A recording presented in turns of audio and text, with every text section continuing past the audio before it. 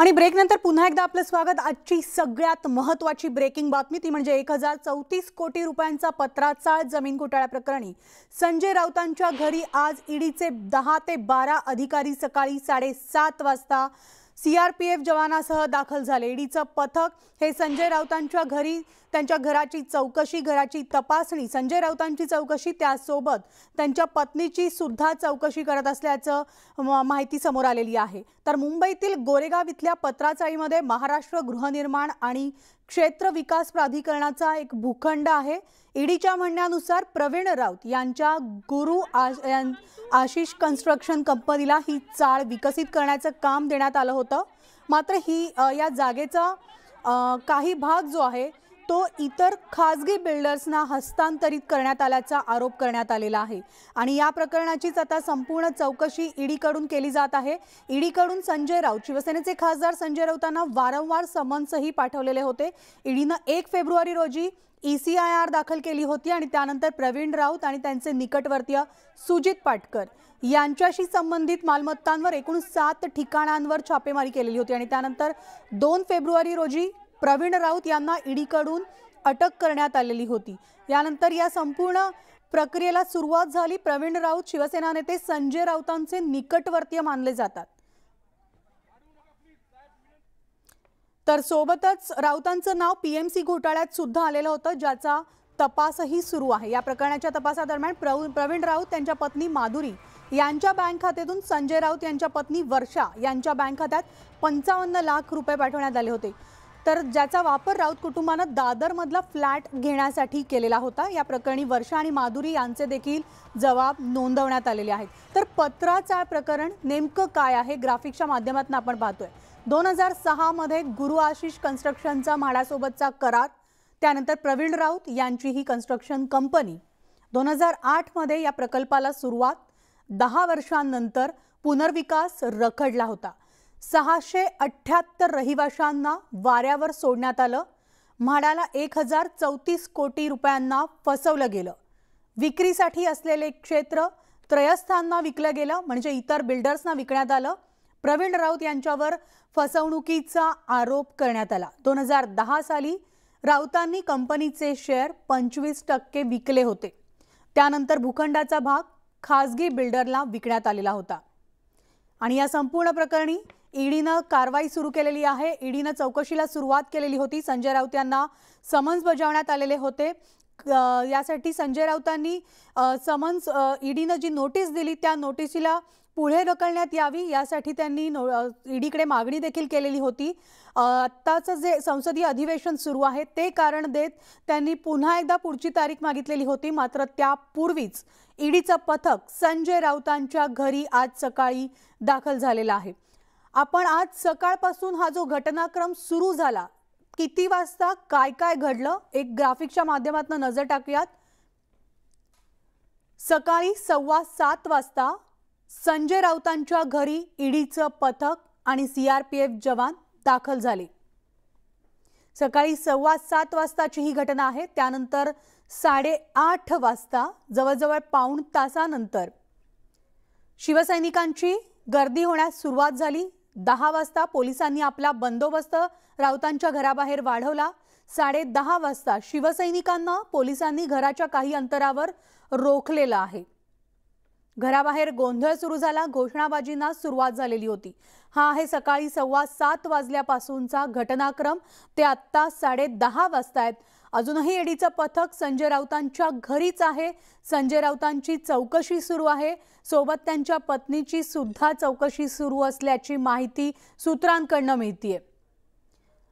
या संपूर्ण घटनाक्रमाच्या दरम्यान संजय राऊतांचे भाऊ शिवसेनेचे स्थानिक आमदार सुनील राऊत हे देखील तिथं खिडकीमध्ये येऊन त्यांनी काही पत्रकारांशी, तिथं उपस्थित शिवसैनिकांशी हावभाव करत संवाद साधण्याचा प्रयत्न केला। एकूण किती जण आहेत, घरी कोण आलेला आहे, पुढे काय होणार, या सगळ्याविषयी हावभाव करत त्यांनी उत्तरं दिलेली आहेत। आणि दरम्यान ईडीचं पथक दाखल झालेलं असताना संजय राऊतांनी ट्विट देखील केलेलं आहे। तुम्ही त्या भोंग्याला जोपर्यंत दाखवता त्याला पहिला प्रश्न विचारा, तुम्ही आजवर केलेले आरोप केलेले माणसं तुमच्या पक्षात गेलीत त्यांचं ईडीने काय केलं हे जोपर्यंत कळत नाही तोपर्यंत ईडीची कुठलीही कार्यवाही ही न्यायिक आहे असं समजण्याचं कारण नाही. ती बदल्याचीच आहे, ती सुडाचीच आहे, ती दबावाचीच आहे, ती भय निर्माण करणारी आहे आणि कुठल्याही परिस्थितीत शिवसेनेचं खच्चीकरण करायचं यासाठी केंद्र शासनाने ज्या सगळ्या संस्थांचा वापर सुरू आहे त्याचाच एक तो परिपाक आहे. पण 3 समज देऊ नये राऊत साहेब. परत मी तुम्ही तोच प्रश्न विचारता, तुम्ही ट्रायल नका घेऊ. मला वाटतं सर्वोच्च न्यायालयाने तुम्हाला पण मार्गदर्शन केलंय. त्याचं उत्तर त्यांनी दिलं ना त्यांना की माझं 17 लोकसभेचं अधिवेशन सुरू आहे, ते 6 महिन्याचं आहे ना, मुद्दाम देता का तुम्ही समज? कळत नाही का आम्हाला? आभाळ कोसळले का त्यांच्यानं अरेस्ट केल्यामुळे? नाही ना. मग ते तुमच्या भ्रष्टाचार हा शब्द वापरायचा नाही असं जिथं लोकसभेत म्हटलं जातं, जुमला हा शब्द वापरायचा नाही, कारण ह्यांचे सगळे जुमलेच आहेत ना. आणि म्हणून महाराष्ट्राचा अपमान झालाय ना तो जास्त गंभीर आहे असं मला वाटतं. आणि सर्व ज्या पद्धतीनं संजय राऊत साहेबांनी ट्विट केलंय ते त्यांच्या धारिष्ट्याचं आणि निष्ठेचं आहे. तुम्ही उद्या ठिकाणी राज्यपालांनी जे नक्कीच मी आता त्याच आंदोलन चाललंय. खरं तर मला त्रास होतोय पण तरी सुद्धा मी महाराष्ट्राचा अपमान झालाय, हा मराठी अस्मितेचा अपमान आहे.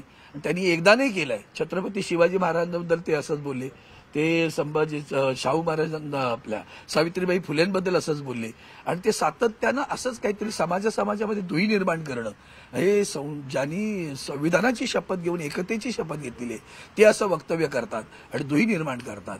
त्यांचा निषेध नाही करायचा का? त्या लोकशाहीत त्याही गप्प बसायचं कारण ते भाजपचे आहेत म्हणून? एकदा सांगून टाका, भाजपच्या कुठल्याही माणसाने काही बोललं तरी बोलायचं नाही. म्हणूनच हा खरा तर लोकशाहीवर मुळावर आलेला घाव आहे, लक्षात घ्या.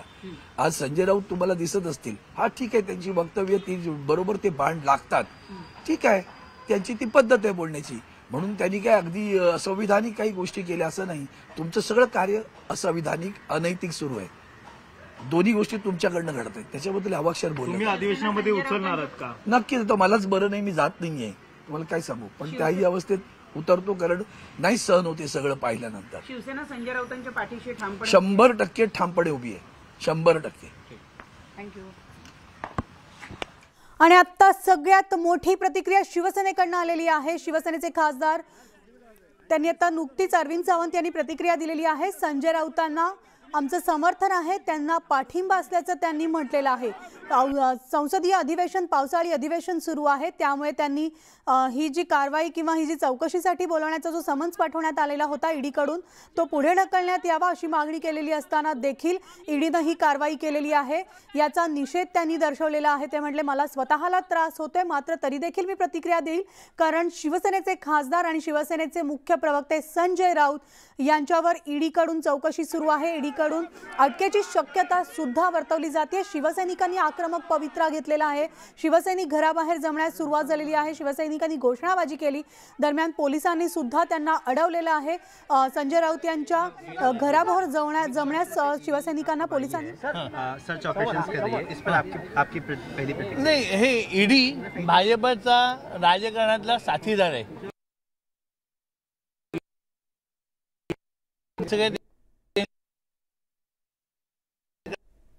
हे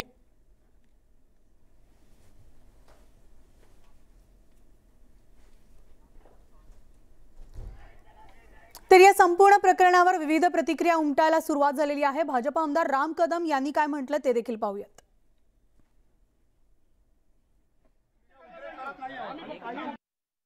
कर नाही त्याला डर असण्याचं काय कारण? 3 दिवसापूर्वी जेव्हा ईडीच्या अधिकाऱ्यांनी शिवसेना नेत्यांना बोलावलं त्यावेळेस ते का गेले नाहीत प्रश्नांची उत्तर द्यायला? सकाळ दुपार संध्याकाळ पत्रकार परिषदा घेण्यासाठी शिवसेना नेत्यांकडे वेळ आहे, पण ईडीच्या गंभीर प्रश्नांना उत्तरं देण्यासाठी शिवसेना नेत्यांकडे वेळ नाही. याचा अर्थ महाराष्ट्राच्या जनतेला आणि देशाच्या जनतेला स्पष्टपणे कळतोय. ईडीची कारवाई कधी रातोरात होत नाही. कुठल्या अकाउंटमधून कुठल्या अकाउंटमध्ये किती रुपये गेलेत, कसे गेलेत, काय चुकीचं घडलंय याचं कित्येक महिने अध्ययन केल्यावर ही कारवाई होते.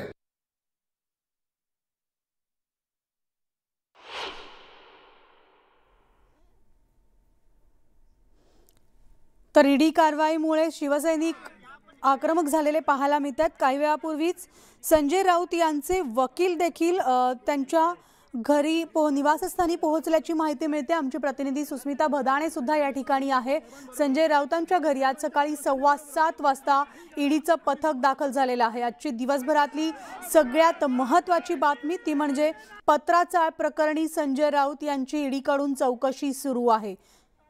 संजय राऊत यांच्या घरी ईडीची टीम दाखल झालेली आहे। तर पत्राचाळ प्रकरणी संजय राऊतांची चौकशी होत असून त्यांचे कुटुंबीय देखील या चौकशी दरम्यान उपस्थित असल्याचं कळतंय। गोरेगावमधील पत्राचाळ पुनर्विकासासाठी गुरु आशिष कन्स्ट्रक्शनचा म्हाडासोबत करार होता। पत्राचाळीच्या ठिकाणी 3000हून अधिक फ्लॅट खरं तर बांधायचे होते आणि त्यापैकी 672 फ्लॅट पत्राचाळीतील रहिवाशांना दिले जाणार होते। उर्वरित फ्लॅट हे म्हाडा आणि गुरु आशिषकडेच राहणार होते। बांधकाम न करता गुरु आशिष कन्स्ट्रक्शन कंपनीकडून म्हाडा आणि पत्राचाळीतील रहिवाशांची फसवणूक करण्यात आल्याचा आरोप या संजय राऊत आणि त्या कंपनीवर करण्यात आलेला आहे। गुरु आशिष कन्स्ट्रक्शनने ही जमीन 1034 कोटी रुपयांना दुसऱ्या बिल्डरला विकली असल्याचं सुद्धा कळतंय आणि या संपूर्ण प्रकरणाची चौकशी आता ईडीकडून केली जाते आणि त्यासाठी ईडीचं पथक सकाळी 7:15 वाजता संजय राऊत यांच्या भांडूप येथील निवासस्थानी दाखल झालेला आहे आणि या चौकशीला सुरुवात झालेली आहे। आता 10:30 वाजता 7:15 वाजता सुरू झालेली चौकशी अद्यापही सुरू आहे। त्यामुळे संपूर्ण राज्याचं लक्ष खरं तर आता या बातमीकडे लागलेलं आहे। सगळ्यात महत्त्वाची बातमी ती म्हणजे संजय राऊत यांची पत्राचाळ प्रकरणी ईडीकडून चौकशी केली जाते। तर मी शिवसेना सोडणार नाही असं ट्विट या चौकशी दरम्यान संजय राऊत यांनी त्यांच्या ट्विटर हँडलवरून केलेलं आहे। मी शिवसेना सोडणार नाही ही ईडीच्या कारवाईनंतरची संजय राऊतांची पहिली प्रतिक्रिया आहे। ही खोटी कारवाई आहे आणि या प्रकरणातील पुरावे देखील खोटे आहेत। मी शिवसेना सोडणार नाही आणि मरेन पण शरण जाणार नाही असं ट्विट संजय राऊत यांनी आपल्या ट्विटमधून केलेलं आहे। कोणत्याही घोटाळ्याशी माझा काडी मात्र संबंध नाही। शिवसेना प्रमुख बाळासाहेब ठाकरे यांची शपथ घेत मी हे सांगतोय। बाळासाहेबांनी आम्हाला लढवायला शिकवलंय। मी शिवसेनेसाठी लढत राहीन असं ट्विट संजय राऊत यांनी केलेलं आहे। तर काही वेळापूर्वी राष्ट्रवादीचे नेते आणि विरोधी पक्ष नेते अजित पवार यांनी देखील प्रतिक्रिया दिलेली आहे। पुन्हा एकदा पाहूयात त्यांनी काय म्हटलंय। तुम्हाला माहिती आहे की पाठिंबाच्या काळामध्ये अनेक जणांना ईडीच्या नोटिसा वगैरे आलेल्या होत्या। वेगवेगळ्या ज्या संस्था आहेत त्यांना स्वायत्तता दिलेली आहे आणि त्यांना चौकशीचा अधिकार दिलेला आहे। त्या मग इन्कम IT असेल, ईडी असेल, CBI असेल किंवा राज्य सरकारच्या ACB असेल, CID असेल, पोलीस क्राईम असेल, ह्या सगळ्या वेगवेगळ्या विभागामध्ये काही जर तक्रारी आल्या तर त्याच्याबद्दलची चौकशी करण्याचा अधिकार प्रत्येक नागरिकाच्या बाबतीमध्ये आहे। आता हे नक्की काय झालेलं आहे, त्यांच्याकडं पुन्हा पुन्हा का सारखे येतात, त्याच्याबद्दल जास्त अधिकारवाणीनं राऊत साहेबच सांगू शकतात।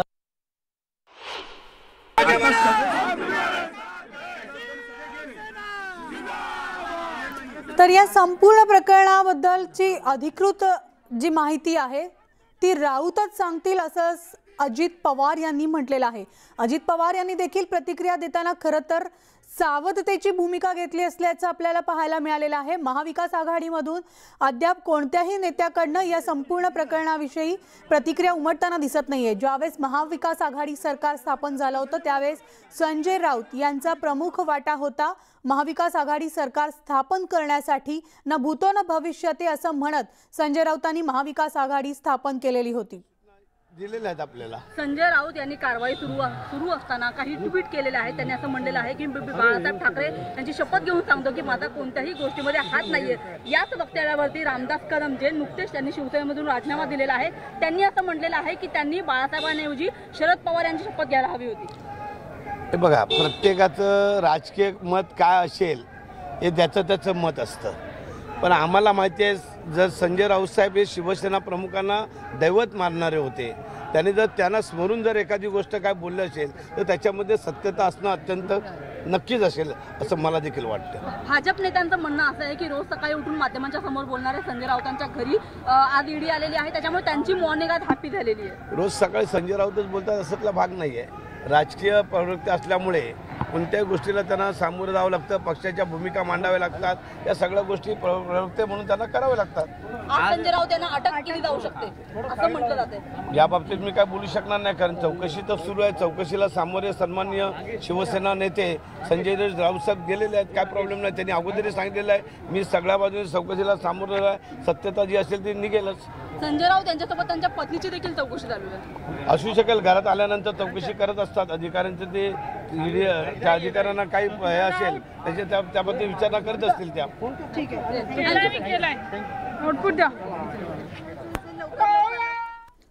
तर नुकतंच सेनेचे आमदार कोरगावकर यांनी देखील प्रतिक्रिया दिलेली आहे. खरं तर संजय राऊत हे शिवसेनेचे मुख्य प्रवक्ते आहेत, शिवसेनेचे खासदार आहेत. शिवसेनेच्या वतीनं ते कायम बाजू मांडत असतात. सध्या शिवसेनेचा जो संघर्ष सुरू आहे त्यासाठी शिवसेनेची भूमिका प्रामुख्यानं आग्रही आणि या संपूर्ण लढ्यामध्ये संजय राऊत पूर्णपणे आपली कठोर भूमिका मांडत होते आणि हे मांडत असताना ही कारवाई सूडबुद्धीनं केली असल्याचा आरोप शिवसैनिकांकडनं केला जातोय, शिवसेनेच्या नेते मंडळींकडनं केला जातोय. तर पत्राच्या प्रकरणी ही ईडीकडून चौकशी सुरू आहे आणि ही चौकशी संपूर्णपणे राजकीयदृष्ट्या सूडबुद्धीनं केली जात असल्याचा आरोप शिवसैनिकांकडनं आता केला जातोय. तर काँग्रेसचे प्रवक्ते अतुल लोंढे यांनी सुद्धा या संदर्भात प्रतिक्रिया दिल्या. पाहूयात त्यांनी काय म्हटलंय.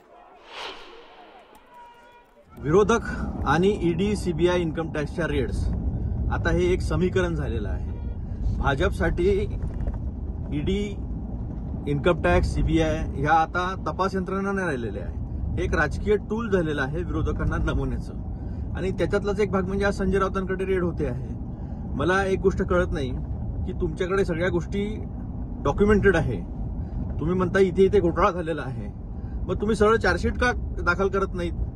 सारखं इन्क्वायरीला बोलवायचं आणि रेड टाकायची आणि घाबरवण्याचा प्रयत्न करायचा. याच्या मागचा उद्देश अगदी स्पष्ट आहे आणि तो असा आहे की तुम्ही एक तर आमच्या पक्षामध्ये सामील व्हा, नाही तर मग जेलमध्ये जायला तयार राहा.